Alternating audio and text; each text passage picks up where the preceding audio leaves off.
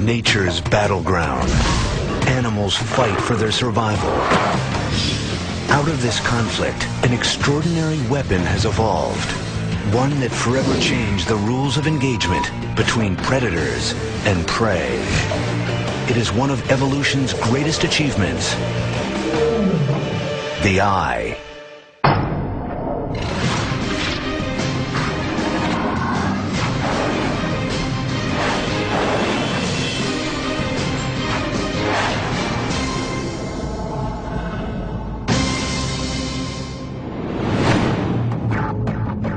The animal kingdom encompasses millions of species, and more than 95% of them share a common trait: the power of sight. Eyes are everywhere, but look closer. No two species see the world in quite the same way. Animals have a tremendous variety of eyes. We see different appearances of eyes, we see different sizes of eyes, we see different configurations of eyes, and this is because animals have different lifestyles. Among the sharpest eyes in the animal kingdom are those belonging to birds of prey. Searching high in the sky for tiny prey demands remarkable vision. And birds of prey have evolved eyes that are second to none. This eagle spies its prey from more than a mile away. Even while diving at speeds of 200 miles per hour, it tracks its target with deadly precision.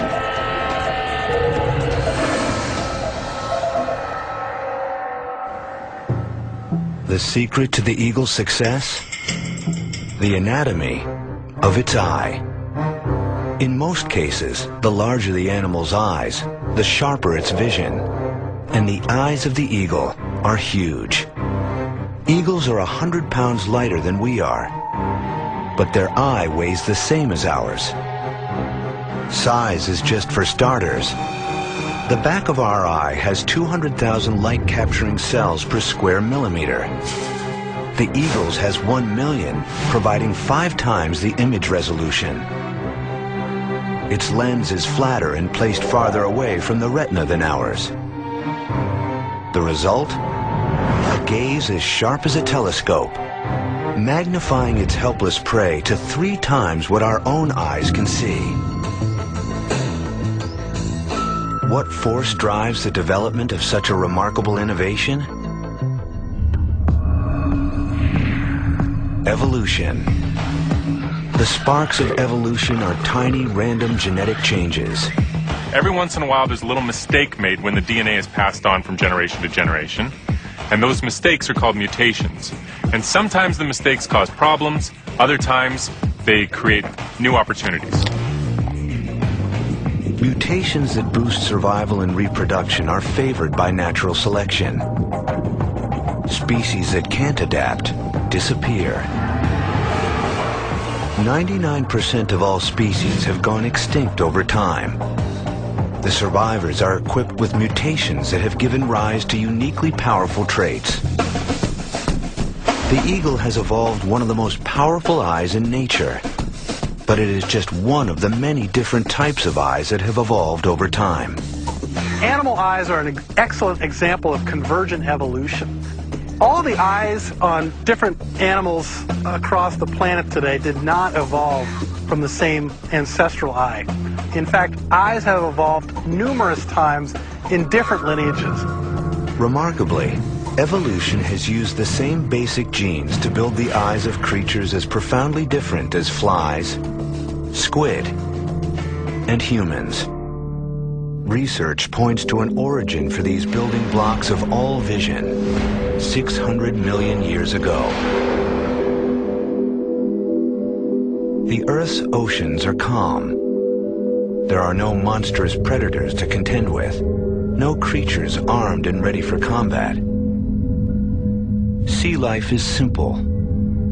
Animals come in 2 sizes, small and extra small. They're soft, with little protection, and they have one speed, slow. But it is here that one group of creatures took a dramatic step toward vision. These pioneers are long extinct, But one of the oldest living lineages of animals still swimming in today's oceans provide a peek into the past. Jellyfish. Biologists Alex Goodell and Chad Widmer of the Monterey Bay Aquarium are on the hunt for a test subject. Go get him. One that can give them insight into the roots of vision. Oh, yeah, that's a nice looking one right there, yeah. This is Polyorchis, more commonly known as the bell jelly. The anatomy of this delicate creature is about as simple as animals get. It has no skeleton, no heart, and no brain, just a loose network of nerves. But it has a crucial innovation that its survival depends on.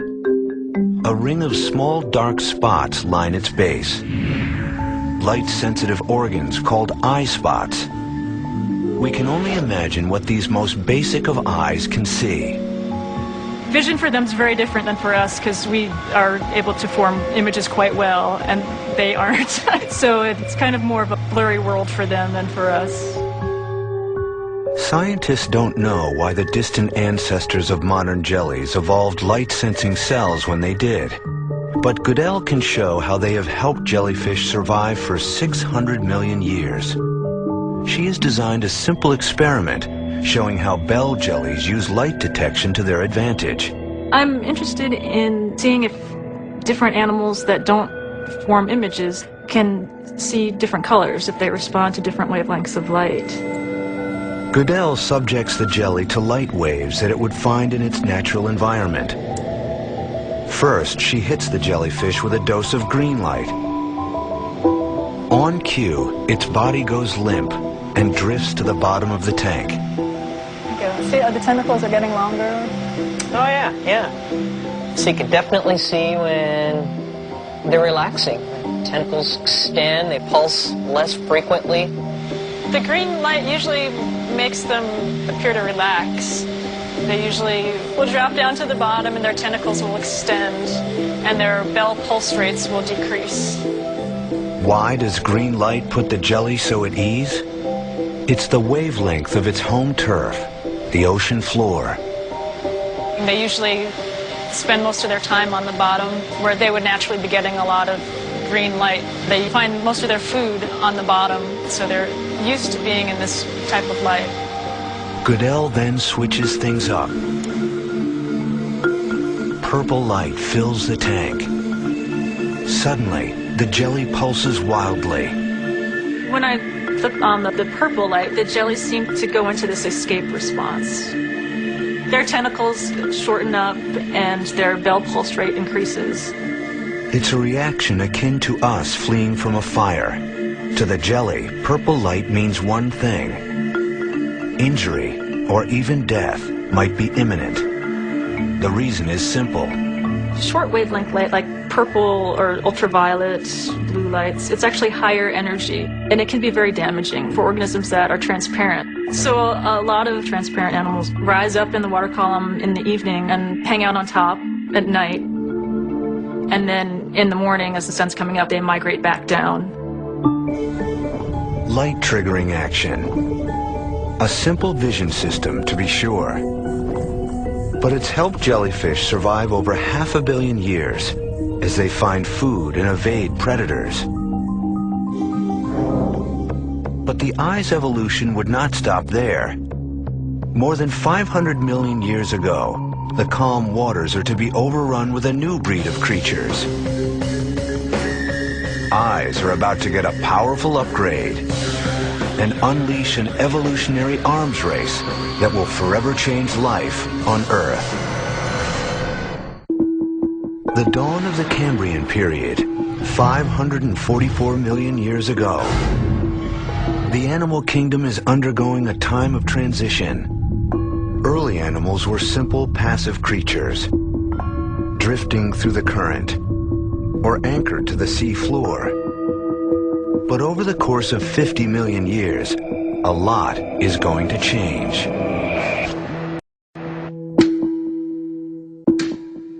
Life undergoes an explosive transformation.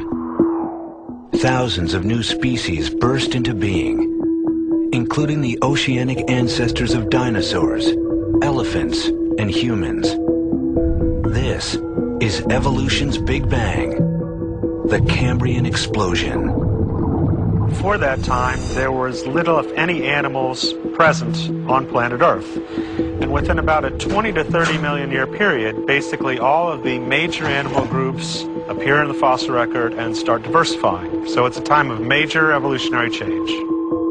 Scientists like Bruce Lieberman are discovering ancient clues about why the explosion happened. This really is one of evolution's big unanswered questions. Darwin talks about the Cambrian explosion in The Origin of Species back in 1859, and he was puzzled by how quickly organisms appeared. We'd like to know what were the triggers that caused this real explosion of life. The creatures that emerged from the Cambrian were larger and more mobile than any of their predecessors. And what's more, they evolved weapons for battle. An important aspect of the Cambrian explosion is that it is an evolutionary arms race.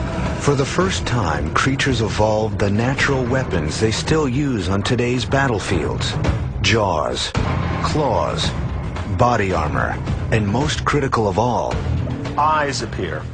They're obvious, they're there, and there's no evidence for complex eyes before this Cambrian explosion. these eyes are the first type to appear in the fossil record. Compound eyes. The invention of a group of arthropods called trilobites. Arthropods are joint-limbed animals that today include things like crustaceans, insects, spiders, and so on. The compound eye is a type of eye that's possessed by these arthropods. On closer look, it's clear that these eyes are nothing like our own. So you can see these two round structures on the head, and when you look at them in detail, you can see small circular bodies in a series of rows. Each row has several of these circles, and when we look at them, you can recognize that these are eyes with many lenses. Trilobite eyes are one of the earliest results of the animal kingdom's most feverish arms race. Coincidence? Or was the evolution of more powerful eyes the spark that triggered the Cambrian explosion? Eyesight is part and parcel with predation and things avoiding predators. So if there were not the development of eyes, you might have had some of the sparks of the Cambrian explosion, but I don't think you would have had the full bang. Just how did the trilobite manufacture an eye of such complexity? They took advantage of the materials at hand. Their eyes are made of rock. This rock is calcite, and in fact, it's the same rock or mineral that makes up the trilobite eye. Trilobites secreted this mineral from their skin to form both their rigid shells and equally rigid eyes. That's what their skeleton was made of. They had to evolve an eye out of this substance. So it means we've got a beautiful record of what their eyes looked like. Without calcite, trilobites would be not only naked, but blind. These crystal eyes represented a major advance from the simpler light-sensing cells that came before, and likely gave trilobites a supreme survival advantage. The eyes present before the Cambrian explosion would have been nowhere near as complex as the type of eye that you'd see in a trilobite. The compound eye would have allowed them to better track down prey or find dead carcasses of things to eat. True visionaries, trilobites diversify and endure for nearly 300 million years before a mass extinction event wipes out the last of their species. But other arthropods survive, and one group takes the compound eye to new heights. Insects. If we look at the most abundant animal life form on land, it's the insects. There are literally more than 1 million species of insects that are present. They all have a complex compound eye. The first insects evolved around 400 million years ago. While they share a common ancestor with trilobites, they are not their direct descendants. Studies show they evolved their compound eyes independently, but from the same genetic blueprint. An array of microscopic lenses that work together to form an image. The greater the number, the finer the detail. Fruit flies have hundreds of lenses per eye. Bees boast an astonishing 7,000 lenses. But evolution drove one insect to develop a compound eye of staggering complexity: the dragonfly. Each eye has a mind-boggling 29,000 lenses, making for the ultimate motion detector. In pursuit of fast-moving prey, dragonflies give chase at a staggering 38 miles per hour. Their eyes' focusing power is poor, but their processing speed is spectacular, resolving images 5 times faster than our own. The result? Lightning reflexes, ideal for timing strikes and avoiding high-speed collisions. The success of insects has made the compound eye the most prevalent in all of nature. But it would not be the only vision system to emerge from the Cambrian explosion. Another group of animals evolved, one that would launch the prototype for an advanced eye of their own: the vertebrates. The eyes of insects and the eyes of vertebrates represent different instances of the origin of eyes. They've evolved from different ancestors to achieve the same end. The vertebrate eye gets its start as a simple light detector. Over time, it will evolve and become the targeting system for history's largest predators.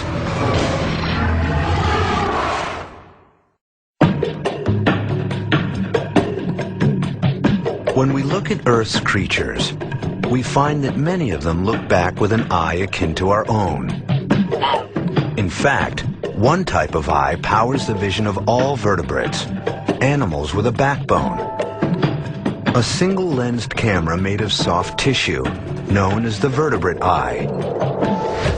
The vertebrate line includes reptiles, mammals, and birds. And they all have a common ancestor: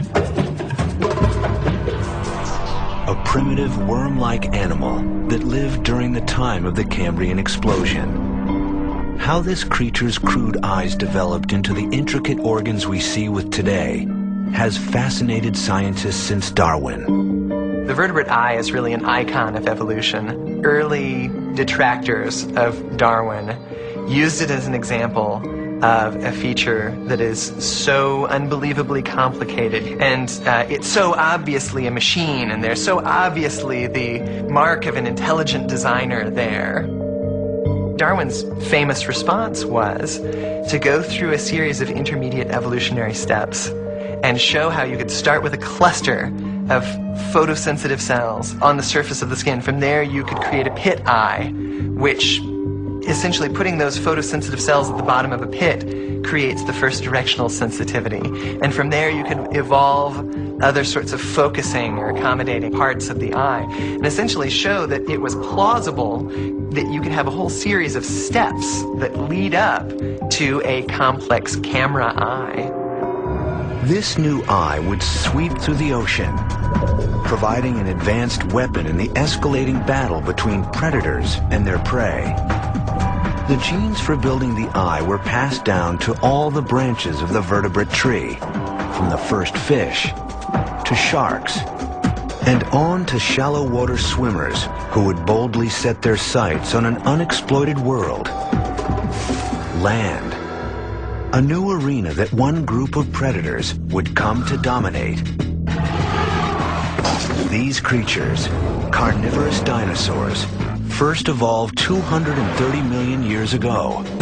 For the next 160 million years, they would rule the animal kingdom, littering the fossil record with the bones of their vanquished prey.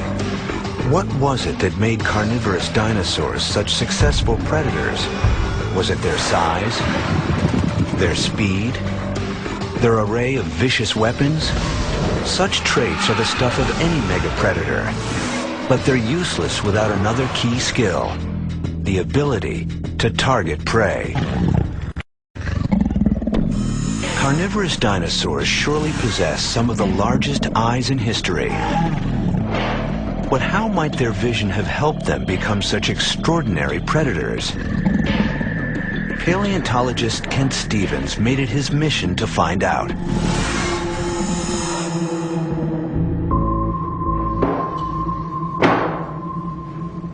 Very interesting to know what it was like to be a dinosaur. What kind of vision did it have? How did it use its eyes?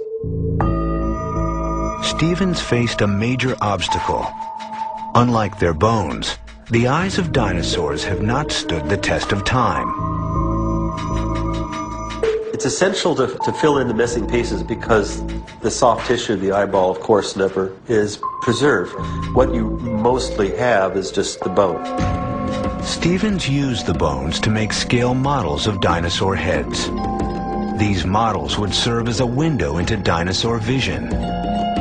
What I came up with is a way to estimate how well the dinosaur could look out into the world by my looking at the animal. Stevens devised a novel way to make his dinosaurs see. Lasers. The beam lit up the eye, allowing Stevens to plot its line of sight. When the illuminated eye became obscured by the creature's brow or snout, Stevens had reached the limit of what that eye could see. I've decided I will trace those lines of sight on an intervening glass between me and the animal, where if I couldn't see it, it couldn't see me. By mapping the lines of sight of both eyes, Stevens could calculate their degree of overlap. When I have these dots now, if I connect them, this actually represents the region which both eyes could see. The area where Stevens's markings overlap is known as the binocular field of vision. What advantage does binocular vision provide? Binocular vision, seeing something with two eyes, is very good for making fine depth judgments. If you have two eyes and you can simultaneously focus on an object in space in front of you, your brain can do a little bit of trig and decide exactly how far away that object is. How would this aid a predator? Imagine a large dinosaur whose two eyes face to the side, resulting in two fields of view that don't overlap. This makes it difficult for the creature to see an object as distinct from its background and to gauge the distance to it. But if its eyes face more forward, their fields overlap, providing a degree of binocular vision. Suddenly, it's a 3D world. Engaging distance to a target is no longer a problem. Stevens knew if he could work out the binocular vision of carnivorous dinosaurs, he could determine how they hunted their prey. He trained his sights on the most iconic member of their group, Tyrannosaurus Rex. With 13-inch canines, this 6-ton beast was certainly armed to the teeth. But did T-Rex have the targeting system to back up its bite? T-Rex had 55 degrees, which is very substantial binocular overlap, as much as hawks. Stevens concluded that this vision system allowed T-Rex to target its prey at a distance and pursue it on the run. That certainly would have selective advantage toward being a better predator. You can just stay locked onto your target, and the amount of overlap could allow you to see how the world is moving as you're moving forward. 3D vision was a vital part of T-Rex's arsenal. And looking at skulls from different points in the animal's history, Stevens found it evolved even better 3D vision over time. Its snout narrowed and its cheeks hollowed out to allow for increasingly forward-facing eyes. These animals reshaped their heads evolutionarily for a purpose. You see this steady progression toward more and more binocular vision, so it must have been of advantage to the animal. With forward-facing 4-inch diameter eyes, T-Rex's vision likely ranked among the most detailed in the animal kingdom. But as Stevens discovered, not all carnivorous dinosaurs could hope to follow T-Rex's lead. This is Allosaurus. He was the top predator in the late Jurassic. This animal has very lateral-facing eyes. And not only that, but there's a whole structure here along the top of the snout of this animal, which completely obliterates the view from the left eye to the animal's right and vice versa. So this animal has essentially blinders on it that keep it from being able to have a very wide field of view. Allosaurus turns out to have about 20 degrees of binocular overlap. How could a dinosaur saddled with blinders be a top dog of the Jurassic? It turns out less binocular vision led Allosaurus to assume a craftier mode of predation. Modern predators that have so little overlap between the two eyes, you tend to find that they are ambush predators, like a modern crocodile. One of the important aspects of an ambush predator is to be able to have surveillance and awareness of what's going on around it. So the idea of lateral-facing eyes is completely consistent with an ambush predator. They basically wait until the meal comes to them. They have a task of judging whether the time is right to lunge and try to take out the prey.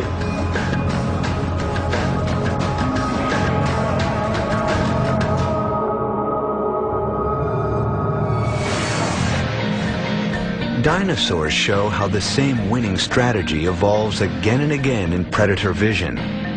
The opposite strategy holds true for prey animals. Their vision has evolved to help them escape their killers. As predators evolved eyes closer and closer together for targeting, the eyes of their prey moved further and further apart.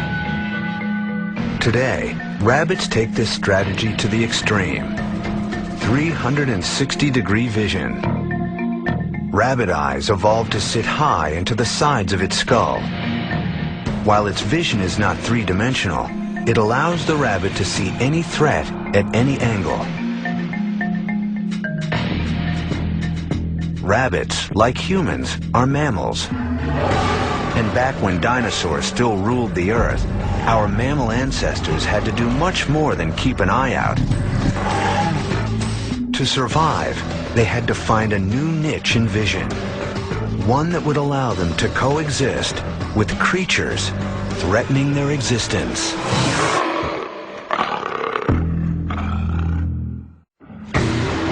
100 million years ago, dinosaurs rule the earth. The odds are stacked against any animal competing with these mega predators, especially for the evolutionary newcomers, the world's first mammals, pint-sized animals not much larger than mice.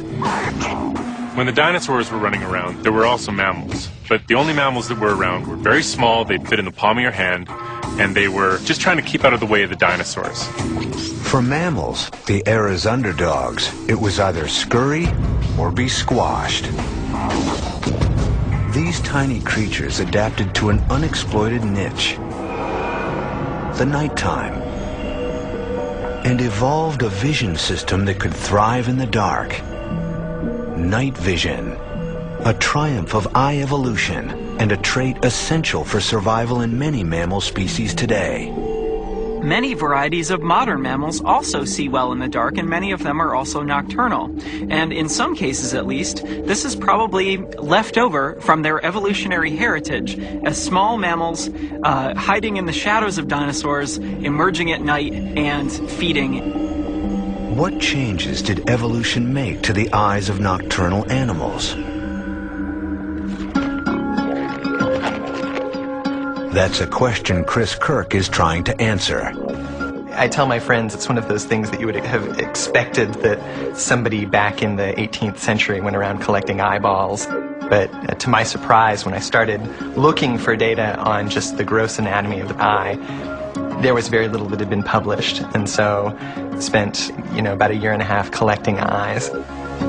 Kirk uses his extensive collection of eyeballs to study the mechanics of night vision. By putting his subjects eyeball to eyeball, he's able to compare them and see how their anatomy has evolved to deal with the dark. What's the difference between the eye of a day-active monkey called a marmoset and a night-active fat-tailed dwarf lemur? It's the size of their corneas.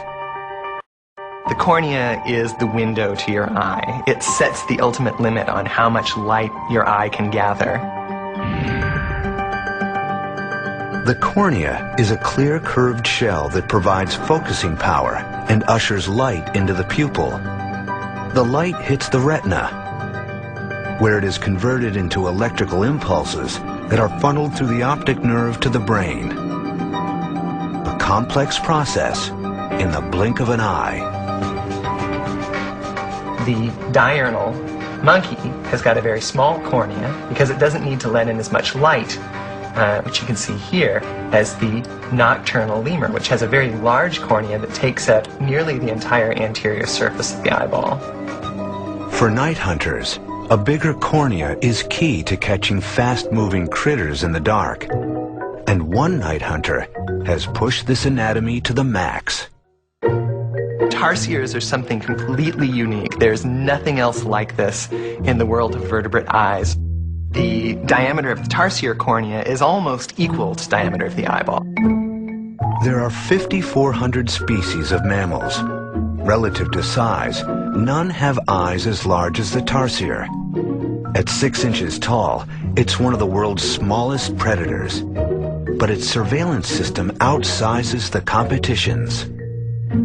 So tarsiers need both highly sensitive vision and acute vision. One of the only ways you can get this is to build a bigger and bigger eye, and that's exactly what tarsiers have done. How big? Try bigger than its own brain. So this is the eye of a Philippine tarsier, and you can see that its cornea is actually a little bit larger than my own corneas.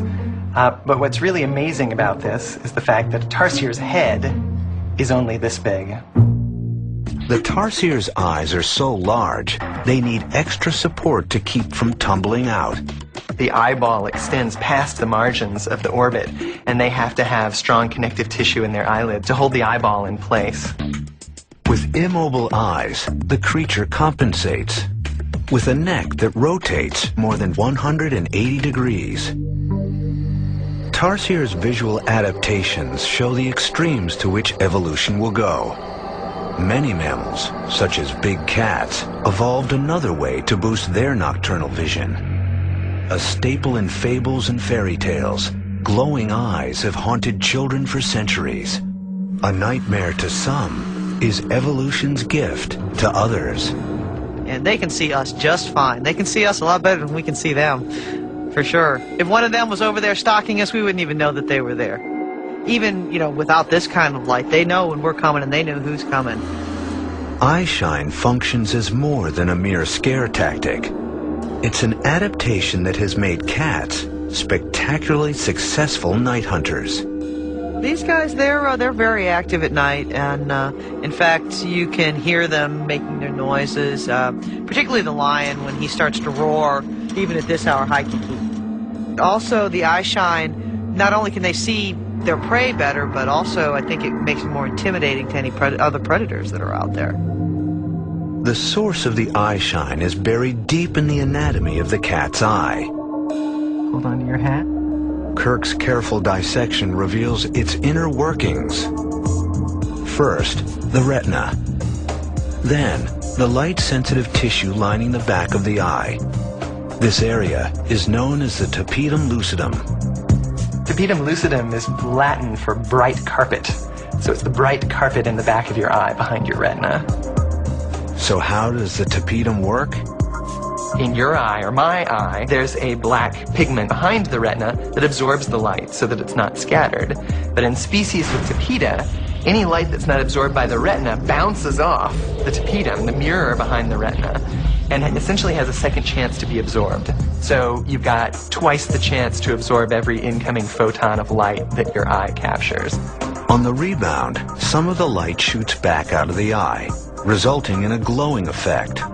For cats, this mechanism yields extraordinary benefits. They require only 1/6 of the light that humans need to be active in the dark. I think of the tapetum as just this marvelous adaptation. It's such an elegant solution to a pretty straightforward biological problem. And, putting a mirror behind your retina to increase sensitivity, what could be simpler? Cats were far from the only mammal group to evolve such an ingenious solution to night vision. Other species would reach the same result entirely on their own. But I think really the most interesting thing about the evolution of the tapetum lucidum is that it's such a good solution to this problem of enhancing sensitivity that many, many different groups of mammals have arrived at this same solution independently. What about us? Even though we are mammals, we struggle to see clearly at night. That's because 30 million years ago, our ancestors shifted from the night to the day. When these monkey-like creatures moved to a new niche, they would evolve eyes that could see the world like never before. The human eye, able to decipher 2.3 million colors with speed and precision that makes a computer look slow. Our color vision is superior to that of many other mammals, who must get by with far less. To a dog, the world is virtually devoid of color. Only a small number of species, including our primate relatives, can see a full range of yellows, blues, greens, and most significantly, reds. But such adept color vision does not exist in the earliest primates. Its evolution has its roots in the aftermath of a mass extinction. About 66 million years ago, a gigantic asteroid caused the extinction of all non-avian dinosaurs and paved the way for the rise of mammals. After the dinosaurs disappear, mammals radiate. All of a sudden they start diversifying, and one group of mammals is the primates, and they go straight for the trees. Once primates settle into the forest canopy, they evolve into new species.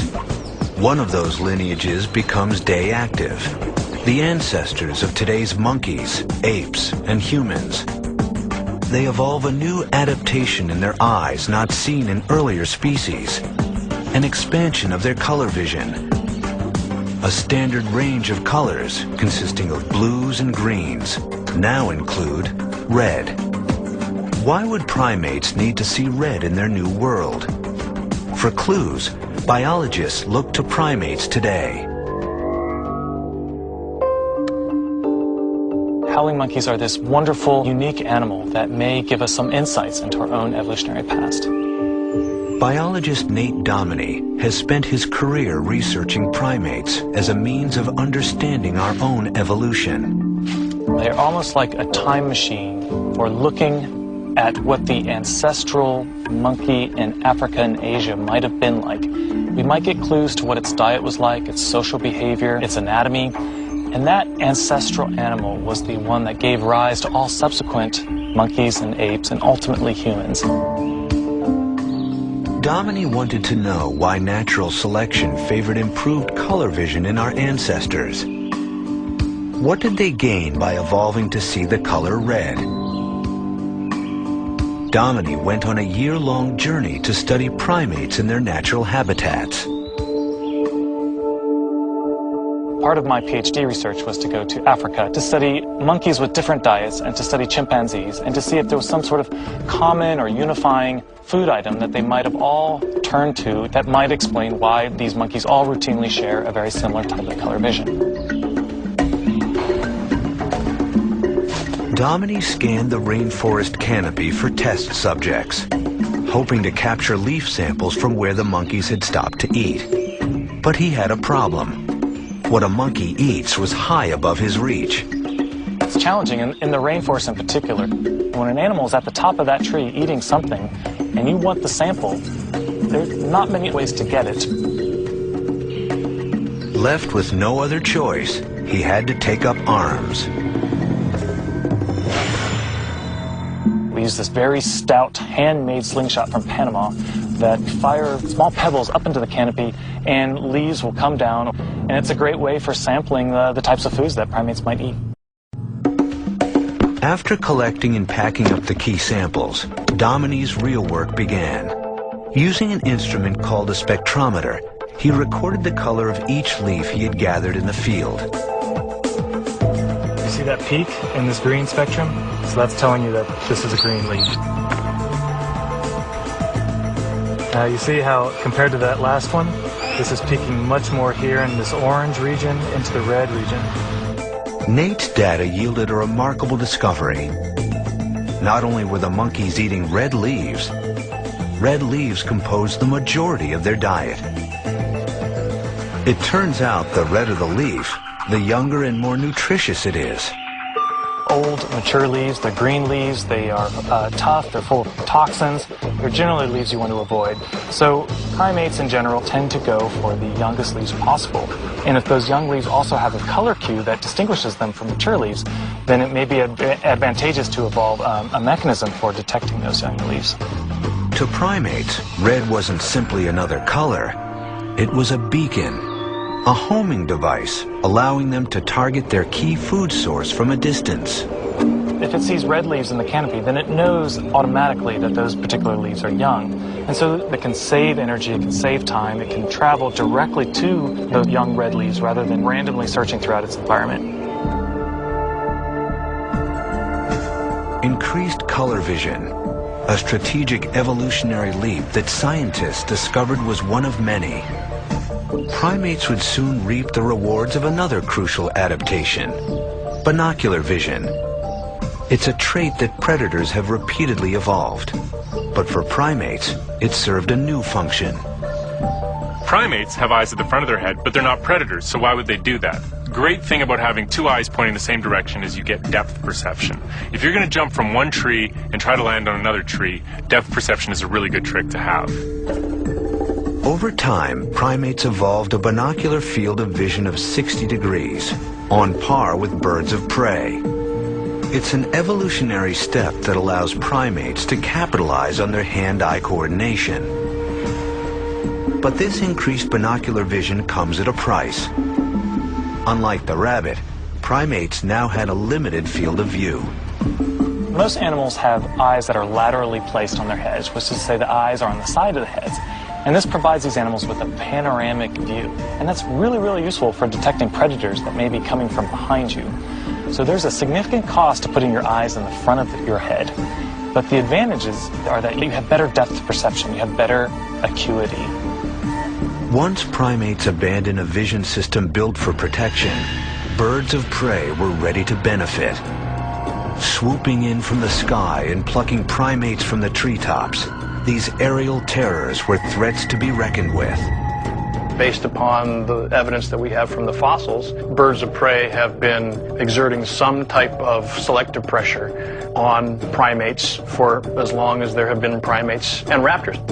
Primates were easy targets for these winged predators.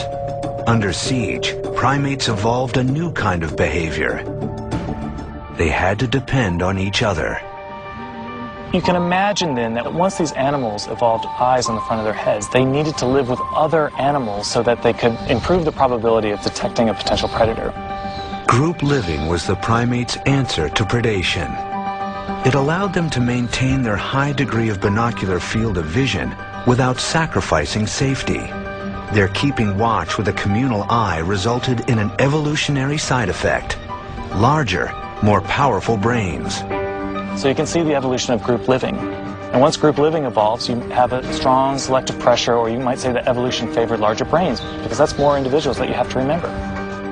Fossils show how the visual system of primates improved over time. Both the eye sockets and the optic nerve canal grew larger as brain size increased. Primates put huge demands on their sight, from color vision to increased binocular vision. They became extremely sensitive to the slightest change of expression on the faces of other primates.